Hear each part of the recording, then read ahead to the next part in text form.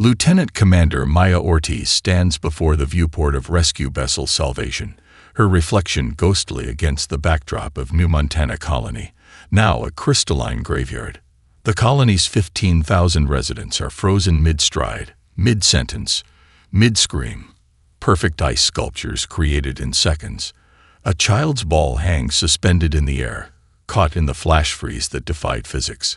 Maya's hand trembles as she recognizes her sister's silhouette through a window, forever reaching for her children. "Commander, we've completed the perimeter scan," Lieutenant Park reports, her voice hollow. "Temperature readings are stabilizing at -120 degrees Celsius. Whatever did this, it violated every thermodynamic law we know."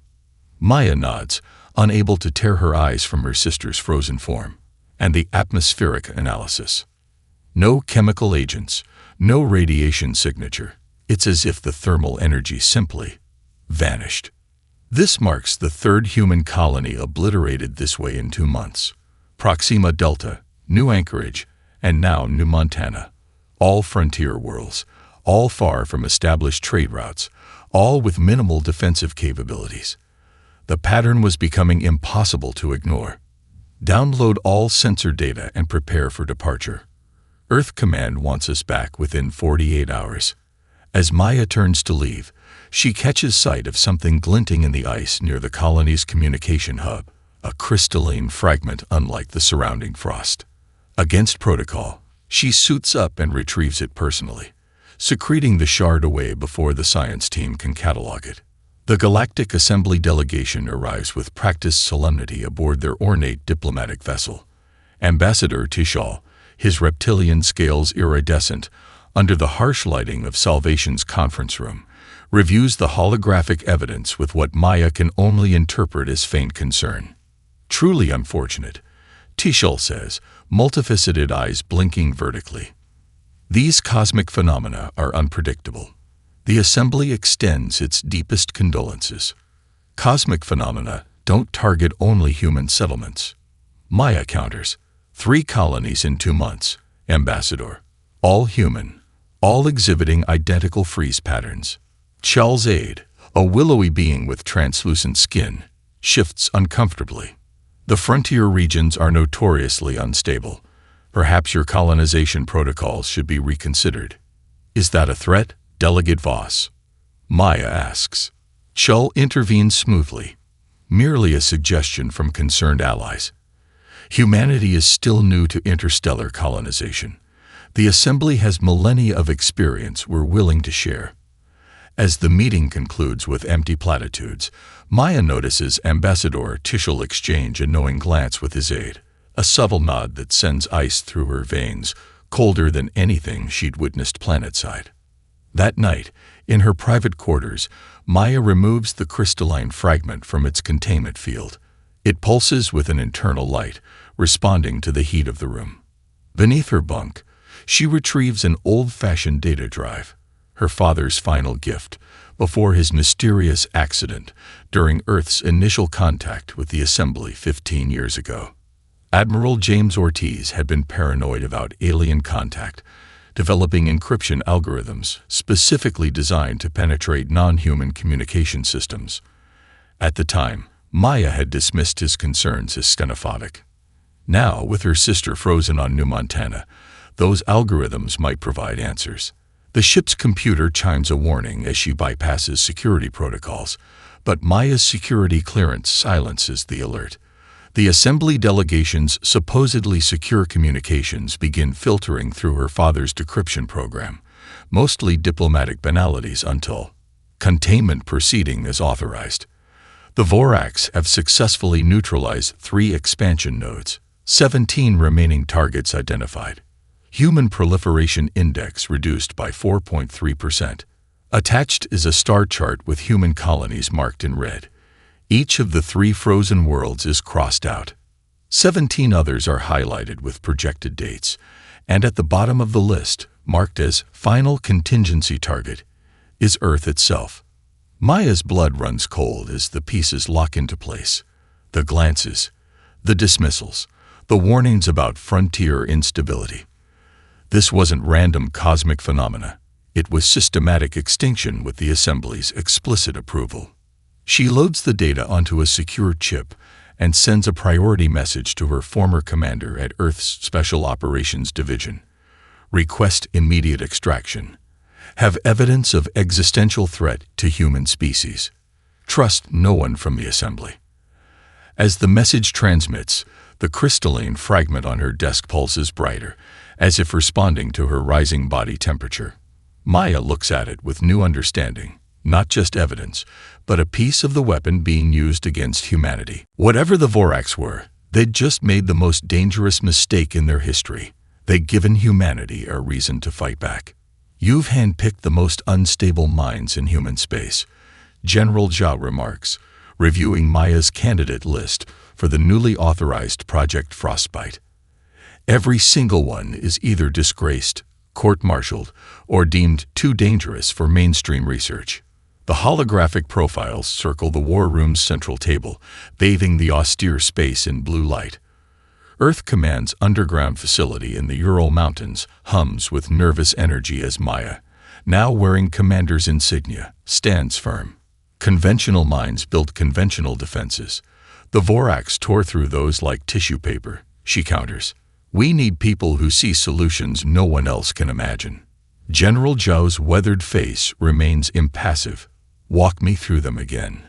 Convince me we're not assembling a suicide squad. Maya gestures to the first profile.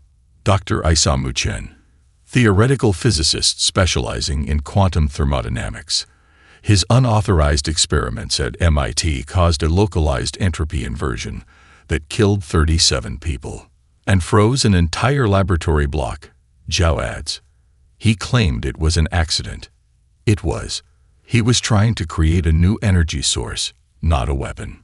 The principles behind that accident might be our first insight into how the Voraks technology functions. The second profile expands, showing a hard-faced woman with military bearing and a cybernetic right arm. Former Captain Zoe Blackwell, the sole senior officer to survive the Mars ice catastrophe 4 years ago. The one who disobeyed direct orders and got her entire squad killed. Zhao interrupts. Maya's eyes flash.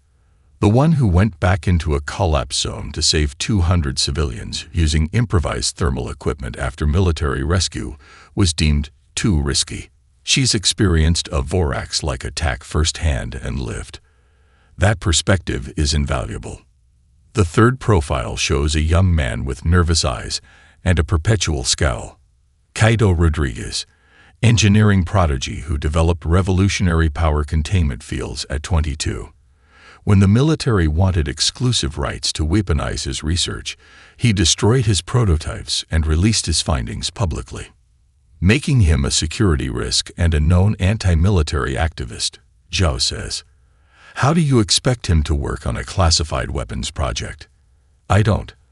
I expect him to work on a classified defense project that could save billions of lives, including those he cares about protecting from military overreach.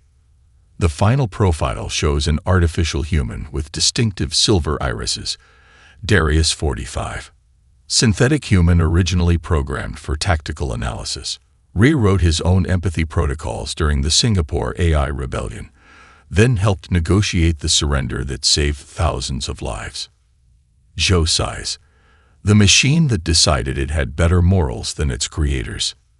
The synthetic who recognize that understanding your enemy requires genuine empathy, not just tactical analysis, Maya corrects. We're not fighting mindless drones, General. We're fighting an intelligent species with motivations we don't understand yet. The crystalline fragment from New Montana sits in a containment field at the center of the table, pulsing faintly. Joe studies it, then Maya, his expression softening slightly. Your sister was on New Montana. I understand your dedication, Commander, but personal vendettas. This isn't about vengeance. Maya cuts him off. The Assembly lied to us for years. They're sanctioning our extinction. My sister is dead, but Earth is still on their target list. These 4 individuals, problematic as they may be, represent our best chance at survival. Joe closes the holographic files with a gesture. You have provisional authorization, And 3 months. If you don't show meaningful progress, we pivot to Plan B, evacuation of priority personnel to deep space habitats. Maya's jaw tightens. Abandoning Earth isn't an option. Sir, for humanity to survive, everything is an option. Commander. Zhao stands, signaling the end of the meeting. Assemble your team. God help us all if they're as dysfunctional as their files suggest. The laboratory in Antarctica is retrofitted from an abandoned research station, isolated enough for containment in case of catastrophic failure. Maya watches through one-way glass as her recruits arrive separately, each escorted by security personnel. Dr. Chen enters first, thin and disheveled, muttering equations under his breath. He immediately gravitates toward the equipment, ignoring his handlers. Blackwell arrives next, her cybernetic arm whirring softly as she systematically assesses exits and potential weapons, old habits from Special Forces training. Rodriguez is practically dragged in, his expression thunderous at the military presence. Darius 45 enters last, his movements fluid and precise, silver eyes cataloging everything with inhuman speed. They size each other up like wary predators sharing limited territory. The tension builds until Dr. Chen recognizes Blackwell. "You're from the Mars incident," he says abruptly. "The thermal inversion there used principles similar to my research." Blackwell's eyes narrow. "Your research got people killed. The patterns in the ice on Mars matched your accident's signature exactly." "Impossible," Chen dismisses. "My work was classified after the incident. Not classified enough to keep it from being weaponized. Apparently," Rodriguez interjects bitterly. Maya watches as understanding dawns across their faces. The connection between Chen's accident, the Mars catastrophe, and now the colony freezings. Their expressions shift from mutual suspicion to something more dangerous, shared outrage. Time to introduce herself and the impossible task before them. They might be dysfunctional, but that shared anger could forge them into exactly the weapon Earth needs. It's not working. Dr. Chen hurls a datapad across the laboratory. It shatters against the reinforced wall, adding to a growing pile of destroyed equipment. 6 weeks into Project Frostbite, and they're no closer to understanding the Vorax technology. "Maybe it would work if you stopped throwing tantrums like a child," Rodriguez mutters, not looking up from the containment field he's calibrating. The two haven't spoken directly in days, communicating only through Darius or Maya. The equations are sound, Chen insists, pacing. Energy cannot simply vanish, it must be transferred. But the transfer mechanism eludes us because we're missing variables. Blackwell sits apart from the others, methodically disassembling and cleaning her sidearm, a habit from her military days when problems seemed insurmountable. Her cybernetic arm occasionally twitches with phantom pain, worse when she reviews the new Montana data. Perhaps we're overthinking it, Darius 45 suggests, his silver eyes tracking Chen's frantic movements. Humans often seek complexity when simplicity might suffice. There's nothing simple about violating the laws of thermodynamics, Chen snaps. Maya watches from her makeshift office, exhaustion etched into her features. General Zhou's deadline looms, and their progress reports grow increasingly desperate. She's begun having the same nightmare. Earth frozen like New Montana. Billions of people crystallized in an instant, a cosmic monument to humanity's failure. Her encrypted terminal chimes with an incoming message, another colony at the edge of human space reporting unusual atmospheric readings. The pattern is accelerating. Midnight in Antarctica means nothing in a facility buried beneath ice, perpetually illuminated by harsh artificial light. Blackwell finds herself alone in the main lab, sleep eluding her as it often does since Mars. She flexes her cybernetic arm, watching the articulation of metal and composite that replaced flesh lost to the ice. The Vorax crystal sample sits in its containment field across the room, pulsing with that strange inner light. On impulse, she approaches it, extending her cybernetic hand near the field. The crystal pulses brighter. The arm's temperature sensors spike, then plummet. "Adaptive response," she whispers, an idea forming. She doesn't wait for morning, using her security clearance to wake the others. They arrive disheveled and irritable, until she demonstrates. Her cybernetic arm's temperature fluctuates wildly when near the crystal, as if engaged in some form of communication. It's not just responding to ambient heat, she explains. It's responding to the arm specifically, technology interacting with technology. Chen's eyes widen. Your prosthetic uses quantum field stabilizers to maintain neural connection, and the crystal responds to those fields. Darius observes. This suggests the Vorax technology operates on quantum entanglement principles. Rodriguez, fully awake now, grabs a scanner, not creating cold, but harvesting energy through quantum bridges. Chen finishes, professional rivalry momentarily forgotten in the excitement of discovery. The breakthrough galvanizes the team.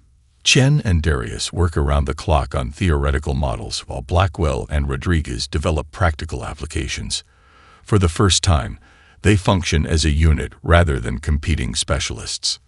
The Glacier prototype takes shape, a network of field generators that can detect, interrupt, and potentially reverse the quantum entanglement process the Vorax use. The key insight comes from Blackwell's cybernetic arm. Its neural interface provides the template for creating counter-resonance fields. It won't just block their technology, Rodriguez explains during a progress update. If we're right, it could reflect the energy transfer back through their own quantum bridge. Maya studies the holographic model. You're saying we could potentially freeze the Vorax with their own weapon. Poetic justice, Chen says with grim satisfaction. But we need field testing. Theoretical models can only take us so far. Before Maya can respond, her terminal flashes red, priority alert from Earth Command. She opens the message, and her face drains of color. What is it? Blackwell asks, instantly alert to the change. Epsilon Indi colony just reported atmospheric anomalies consistent with pre-freeze conditions. Maya says, voice tight. General Zhao is implementing evacuation protocols, but the colony has over 20,000 people. There's no way to get them all out in time. The team exchanges glances, unspoken understanding passing between them. Rodriguez voices what they're all thinking. Glacier isn't ready. The containment fields are unstable. The targeting system is rudimentary at best. And it's the only chance those colonists have. Blackwell interjects. Darius performs calculations faster than human thought. Current projections give the prototype a 26.4% chance of successful operation. Factoring in deployment variables reduces effectiveness to. I don't need the odds, Maya cuts him off. I need to know if you're willing to try. For a moment, the room is silent except for the faint hum of equipment. Then Chen steps forward, surprising everyone. The math is sound, he says simply. We should proceed. One by one, the others nod agreement. With nervous hands and determined expressions, they begin packing the Glacier prototype for emergency deployment. None mention that they're committing career suicide at minimum, and risking interstellar war at worst. Maya activates her command channel to Earth Command. This is Commander Ortiz. Request immediate transport for Project Frostbite Team to Epsilon Indi. We're bringing the prototype. General Joe's voice crackles over the speakers. Request denied, Commander.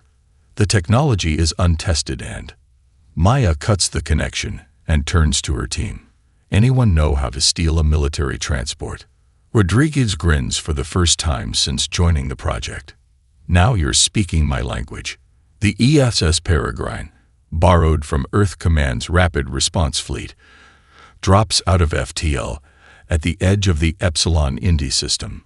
Maya stands on the bridge, the weight of 20,000 lives pressing on her shoulders.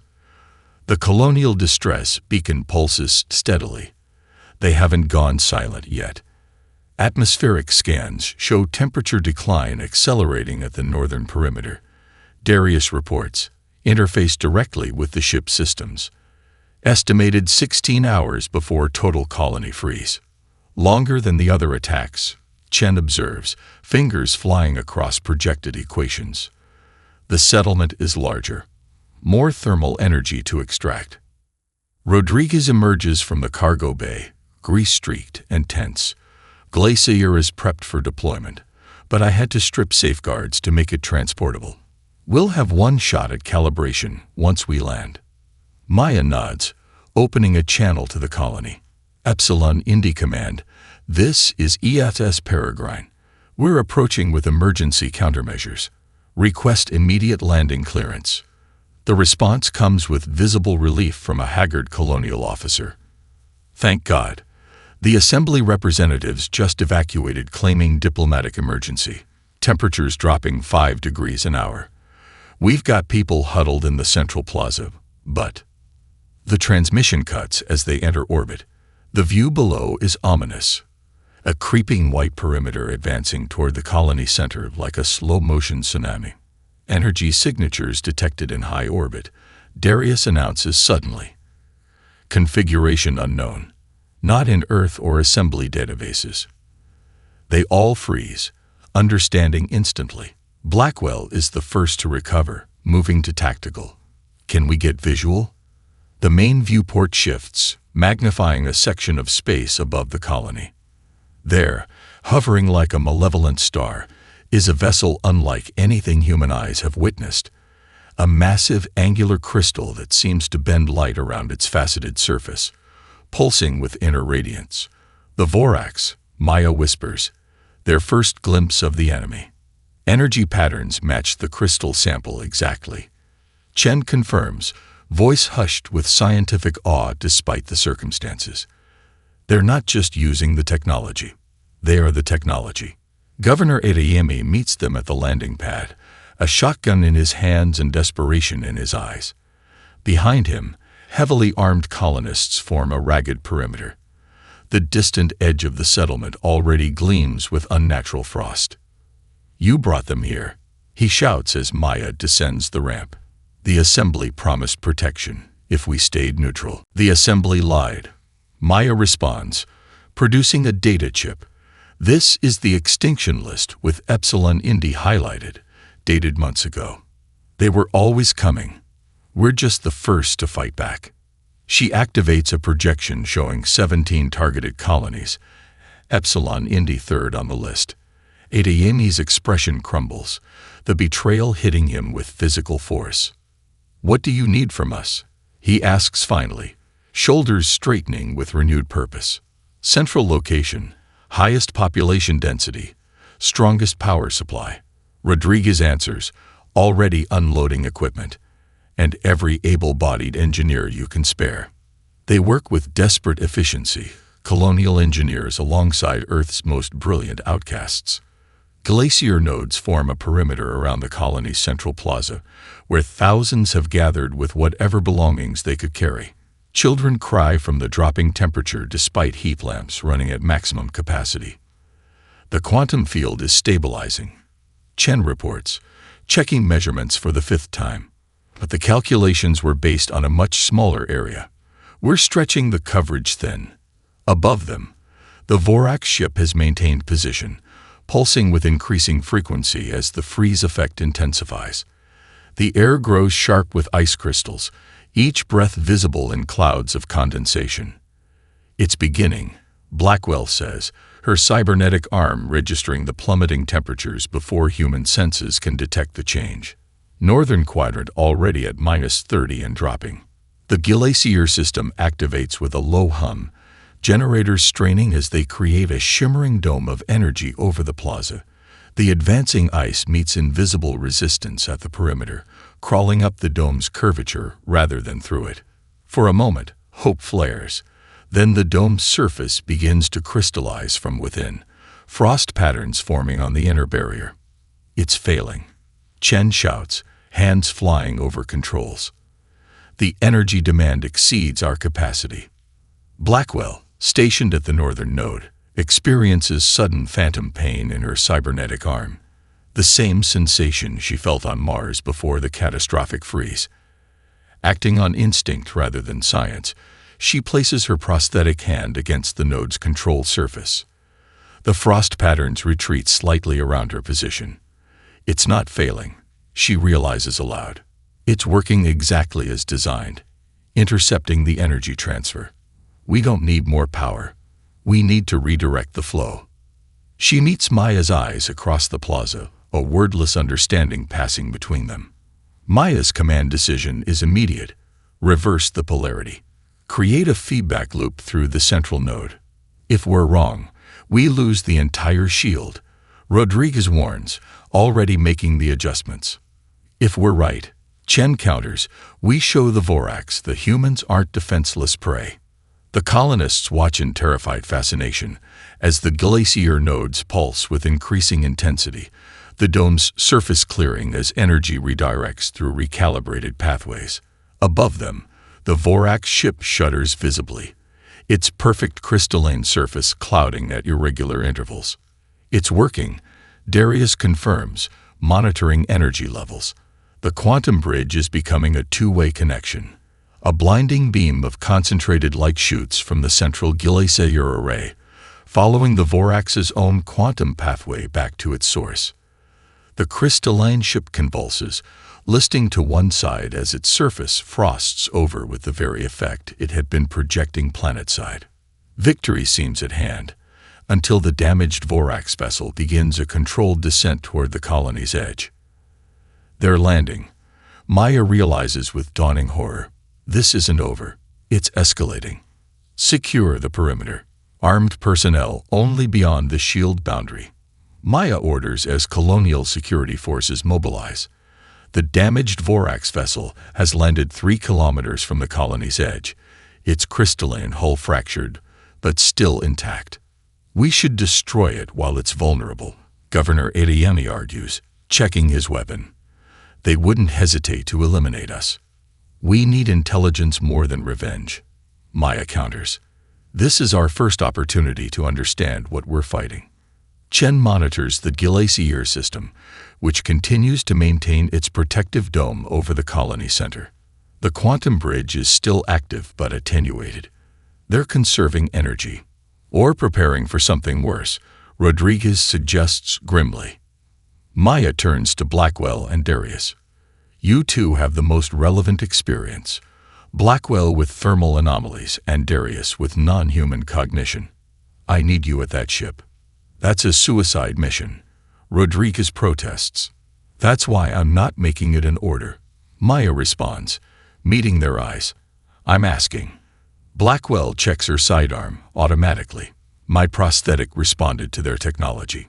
Might give us an edge. My neural architecture allows for adaptive communication attempts, Darius adds. If there's a way to establish contact, I can find it.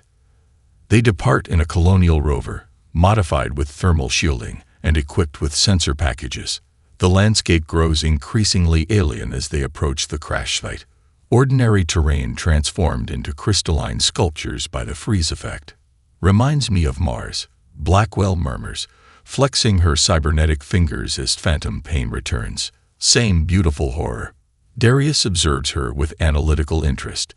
You experience aesthetic appreciation of a phenomenon that nearly killed you. Human contradiction. She answers simply. We can recognize beauty in what destroys us. The Vorax vessel looms ahead, a mountain of fractured crystal partially embedded in frozen soil. No visible propulsion systems, no weapons arrays, no external features recognizable as technology. Active scans show internal movement, Darius reports. Multiple entities, smaller than human average. Blackwell positions the rover behind a ridge for cover. We observe only. First sign of hostile action. We retreat. They approach on foot, Blackwell leading with her sidearm ready, Darius scanning continuously. A large fracture in the hull's lower quadrant provides an entry point. Inside, the air temperature drops to nearly unbearable levels, their breath crystallizing instantly. The interior defies conventional spacecraft design. No corridors or compartments, but a latticework of crystalline struts forming a complex three-dimensional maze. Surfaces pulse with faint internal light, responding to their presence. The entire ship is alive, Darius whispers. unnecessary for him, but an automatic human response to the alien environment. A sound like breaking glass echoes through the structure. Blackwell signals for stillness as something approaches. A tall humanoid form moving with fluid grace through the crystal lattice. Its body is translucent, internal structures visible as patterns of light flowing through crystalline veins. The Vorax. It hasn't detected them yet, focused on repairing a damaged section of the ship's interior. Blackwell's cybernetic arm begins to pulse in rhythm with the ship's ambient light, causing the alien to freeze in place. It senses the prosthetic. Darius murmurs. The quantum resonance creates recognition. The Vorax turns, faceted eyes reflecting their images back at them. No visible mouth, no expression recognizable as emotion. Yet its body language conveys unmistakable wariness as it regards the armed humans. What happens next defies Blackwell's combat training. The Vorax extends a crystalline appendage, touching it to a nearby wall. The entire section illuminates with patterns of light and dark, forming what appears to be a three-dimensional representation of the colony, the Glacier shield, and the energy beam that damaged their ship. It's communicating, Darius realizes, using thermal energy patterns rather than sound. Blackwell, acting on instinct, extends her cybernetic arm. The prosthetic pulses with its own pattern, and the Vorax responds. The light flows within its body, accelerating. Darius interfaces with the prosthetic's sensors, analyzing the patterns. I'm detecting organized information exchange. Primitive but coherent. Through halting thermal pulses, the translation begins. The Vorax aren't communicating anger or threats, but confusion. They expected an uninhabited world. Darius translates, silver eyes wide with surprise. They claimed they were told by the assembly that this planet was designated for energy harvesting. Blackwell keeps her weapon ready but lowered. Ask why they're freezing our colonies. More pulses, more patterns. The answer chills her more than the sub-zero temperature. They aren't harvesting for weapons or power. Darius translates slowly. They're harvesting for survival. Their home system is dying, cooling from within. The assembly promised them uninhabited worlds to extract thermal energy from. Blackwell meets the alien's faceted gaze, recognition dawning. They didn't know they were killing people. They thought they were harvesting energy from empty planets. The assembly lied to them just as they lie to us. Darius concludes. They'd been manipulated into becoming executioners. The gravity of this revelation settles between them as Blackwell makes a decision that might change the course of the conflict.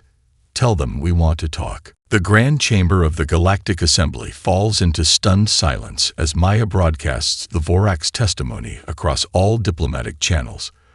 The vast, tiered amphitheater designed to showcase the Assembly's hierarchy now serves as the perfect stage for humanity's accusation. You told them our worlds were uninhabited. Maya declares, her voice echoing through the chamber.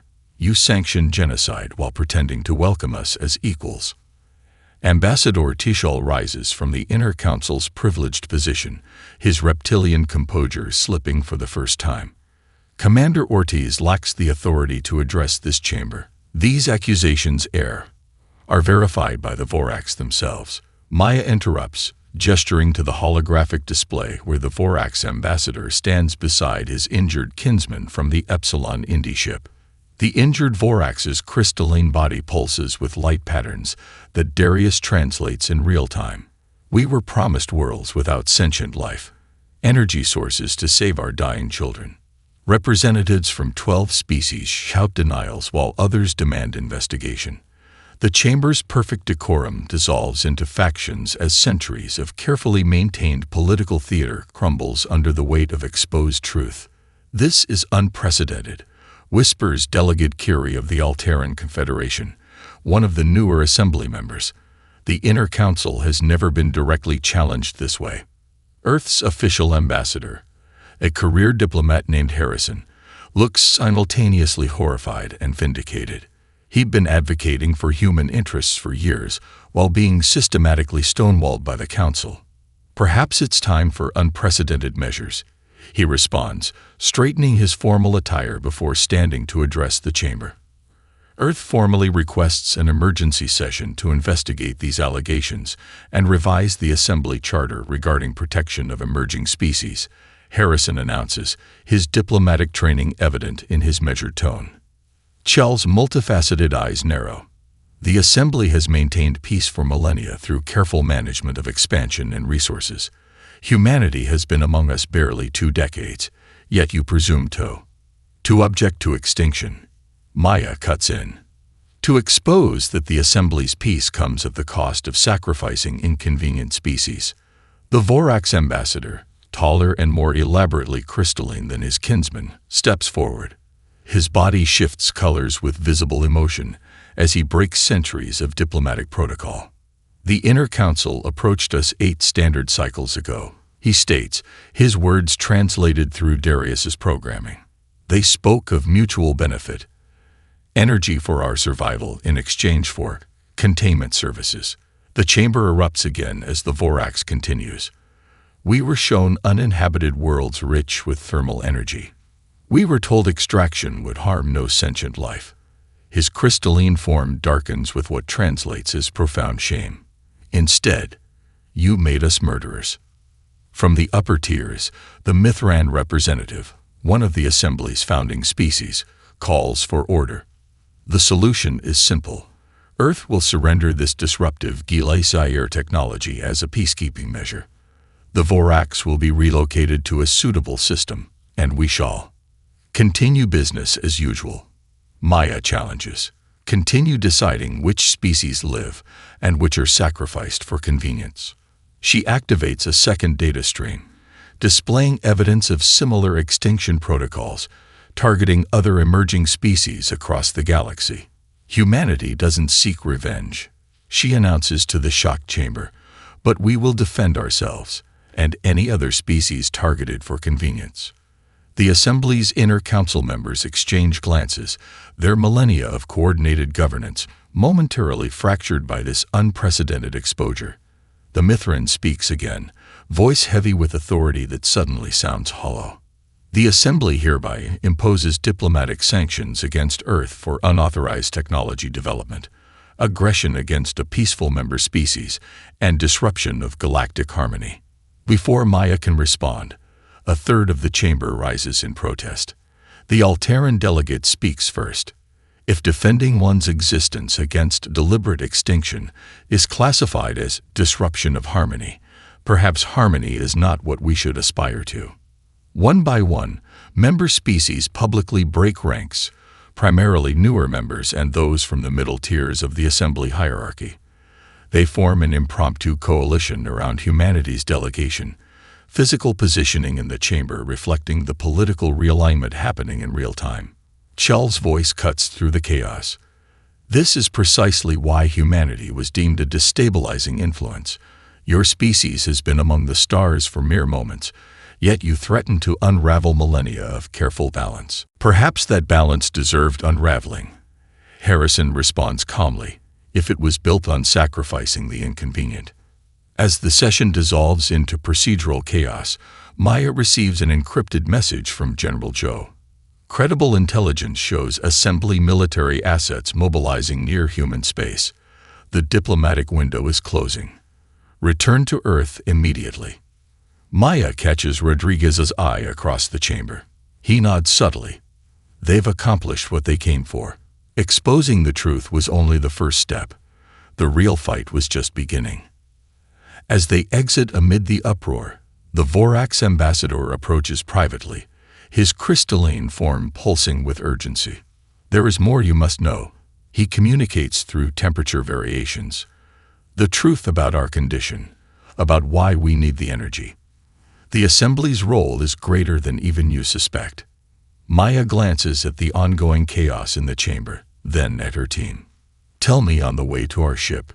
The stealth vessel Midnight Sun skims the edge of Vorax territorial space, its hull coated with crystalline derivatives that bend scanning beams around it. The ship, Earth's newest prototype, enhanced with insights from both Galactic technology and Vorax engineering, represents the first true human-Vorax collaboration. Entering the crystalline expanse, Rodriguez announces from the pilot's seat, sensor distortion at expected levels. Maya studies the swirling nebula ahead, its gases illuminated by distant stars. Somewhere within this cosmic cloud lies Crystallis, the Vorax homeworld, a planet they'd never have found without Ambassador Ixtal's coordinates. The nebula's radiation will provide additional cover, Chen observes, monitoring energy signatures. Assembly patrols won't detect us unless we're careless. The revelation from the Vorax ambassador still weighs heavily on Maya's mind.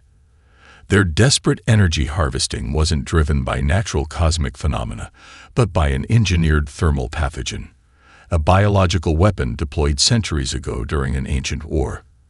The Vorax weren't dying from natural causes, but from deliberate extinction. The assembly didn't just use the Vorax, she had explained during the mission briefing. They created their desperation, then weaponized it against us and other emerging species. Now, after weeks of preparation, Operation Midnight Sun has commenced, a high-risk infiltration of Vorax space to gather evidence and leverage for a more permanent solution than mere political exposure. Proximity alert. Darius interrupts, his silver eyes unfocused as he interfaces with the ship's systems. Distress signal detected. Non-assembly encryption. Maya frowns. Source: Small colony world designated HC-271. Not on any official registry. Could be a trap. Blackwell cautions, her cybernetic arm calibrated with enhanced Vorax-derived sensors. Or someone else the assembly decided was expendable. Maya counters. She makes the decision quickly. Alter course. We investigate, but maintain stealth protocols. HC-271 orbits a dim red dwarf, its atmosphere swirling with ominous crystalline patterns, visible even from orbit. The freeze effect is already underway, but moving more slowly than in previous Vorax attacks. Energy signatures match Vorax harvesting technology, Chen confirms. But the pattern is irregular. Almost. Hesitant. Put us down near the settlement. Maya orders. Blackwell, Chen, you're with me. Full tactical gear. They descend to the surface in a shuttle equipped with the miniaturized Glacier system, landing a kilometer from the colony's perimeter. The landscape is alien, rolling plains covered with iridescent moss-like vegetation being slowly encased in spreading frost. The colony itself consists of dome structures clearly not built by human hands. As they approach, insectoid beings emerge, each standing roughly 1 meter tall, with compound eyes and translucent exoskeletons glowing with bioluminescence. The Vril, Darius identifies through their comms. Hive intelligent species. Minimal technology but advanced biological adaptation, not assembly members. The Vril scatter at their approach, clearly terrified. Maya removes her helmet in a gesture of peace. We're not here to harm you, she calls out, knowing Darius can translate through the comm system. One larger Vril, its carapace marked with elaborate phosphorescent patterns, steps forward cautiously. It emits a series of clicks and whistles that Darius translates. The crystal bringers come again. Are you their allies or more food for their hunger? Neither, Maya responds. We're fighting the same enemy.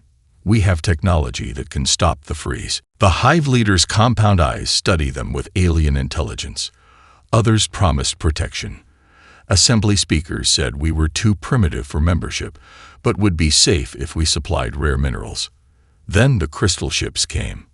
Blackwell's cybernetic arm detects approaching energy signatures. Vorax vessel entering the atmosphere. 2 minutes to intercept. Let us demonstrate our intentions, Maya tells the Vril leader. Prepare the Glacier system. The modified device, now more compact and efficient thanks to Rodriguez's refinements, deploys around the main settlement. As the Vorax ship appears on the horizon, smaller than the one at Epsilon Indi, but unmistakable in its crystalline configuration, the Vril huddle together, their bioluminescence dimming in fear. When the freeze effect begins, Pulsing from the Vorax vessel in familiar patterns, the glacier system activates. The advancing ice wall meets the invisible barrier and stops. The Vril's collective astonishment translates as a harmonized whistling. Now for Phase 2, Maya orders. Chen, calibrate for feedback pulse.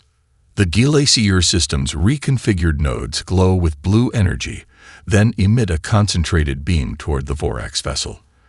The crystalline ship shudders visibly, then begins a rapid ascent. They're retreating. Blackwell confirms, monitoring through her enhanced sensors. The Vril leader approaches Maya, its appendages creating patterns that Darius translates. You turned the cold bringers away. The hive acknowledges life debt. We need more than gratitude, Maya explains. We need allies. The assembly has betrayed many species, including the Vorax themselves. We're traveling to the Vorax homeworld to find a solution. The Vril confer through rapid biochemical exchanges before the leader responds. The hive will assist. Our ancestors recorded the Great Deception from the before times. Perhaps these records will help your quest. The Vril's biological archives, stored in specialized neural resin, prove invaluable. Chen discovers patterns in the thermal pathogen signature that precisely match formulations being developed in assembly laboratories for theoretical research. This is the smoking gun, he says, excitement overriding his usual scientific detachment. The pathogen killing the Vorax homeworld has the assembly's fingerprints all over it. It's not just similar, it's identical. And with the Vril's navigational insights, we can bypass the assembly's sensor nets around Crystallis, Rodriguez adds, updating their approach vector. As they near the Vorax homeworld, Maya gathers her team for final briefing. We're not here for revenge or a military victory. We're here to change the equation. The modified glacier satellites aren't weapons. They're proof that we can cure what the assembly did, or end it completely, Blackwell adds grimly. The same technology that can restore thermal balance could accelerate the cooling. It's leverage. Let's hope it doesn't come to that, Maya responds. First contact with the Vorax went badly because of assembly manipulation. Second contact at Epsilon Indi showed potential for understanding. This third contact will determine whether we're looking at war or alliance.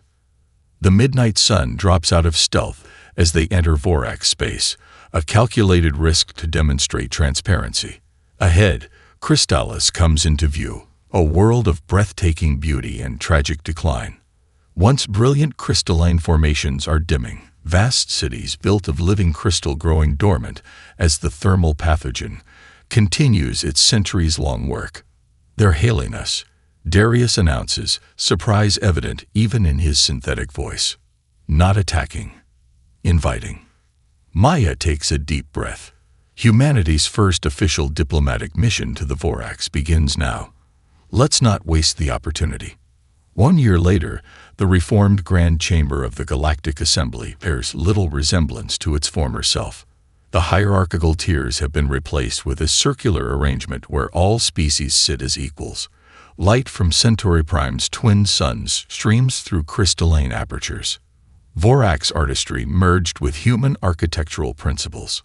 At the chamber center, Commander Maya Ortiz stands beside Vorax High Crystal Shard Tulvrix, their unlikely partnership now symbolizing the most significant diplomatic shift in galactic politics in millennia. Today we activate the Thermal Exchange Network, Maya announces to the assembled representatives, a system that transforms a weapon into a lifeline. Tulvrix's crystalline form pulses with harmonious colors as he adds, where once we harvested heat through violence, we now share energy through cooperation.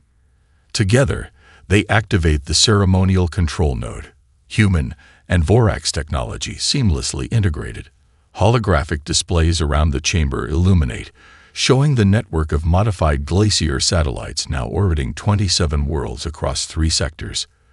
The first coordinated energy pulse travels through the quantum bridges, redirecting thermal energy not to steal but to balance. On Crystallis, the healing has begun, Tulvrix announces as images of his homeworld appear. The once dimming crystal cities now glow with renewed vitality, the engineered pathogens' effects being systematically reversed through targeted thermal infusions. Ambassador Harrison, now elevated to Earth's Secretary of Interstellar Relations, can't help but reflect on how completely the galactic landscape has transformed. The Assembly has split, with reformist members embracing the new coalition, while traditionalists maintain diplomatic distance. The former Inner Council members responsible for the extinction protocols have been stripped of authority, though many retain influence in the shadows. The back-off squad has evolved too.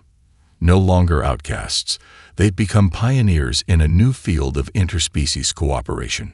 Blackwell stands apart from the diplomatic ceremony, her enhanced prosthetics now incorporating Vorax crystal technology. The integration allows her unprecedented control over thermal energy, making her the first human Vorax bioengineering success and a template for future medical breakthroughs.